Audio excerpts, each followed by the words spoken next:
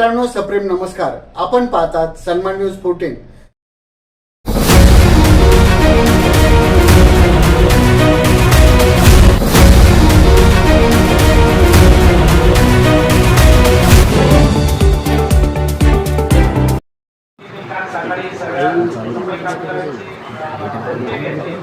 त्यांना विचारलं की माझ्या प्रभागामध्ये किती व्यक्ती काम करतात.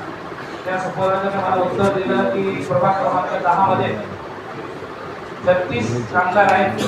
तर माझं 36 कामगार कुठे आहेत? तर त्यांनी मला एक उत्तर दिलं की गेल्या 4 ते 5 वर्षापासून माझ्या प्रभागामधले 7 कामगार हे दुसऱ्या प्रभागामध्ये काम करतात आणि ते कधीही तुमच्या प्रभागामध्ये कामाला आले नाही. असं जर असेल तर प्रभाग क्रमांक 10 ची स्वच्छता कशी होईल?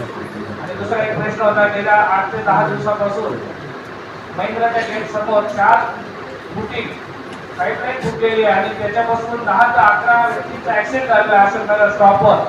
त्या अधिकाऱ्याने विचारलं की यांचा दवाखान्याचा खर्च कोण भरत?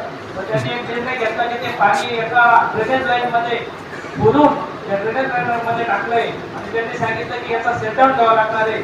मग सेटडाऊन देणार कोण आणि ही पाण्याची गळती थांबणार कधी?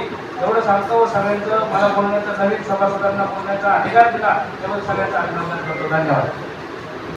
सन्मान न्यूज 14 साठी कार्यकारी संपादक राकेश पवार, विशेष प्रतिनिधी आकाश बकरे यांच्यासह मी रवींद्र एरंडे.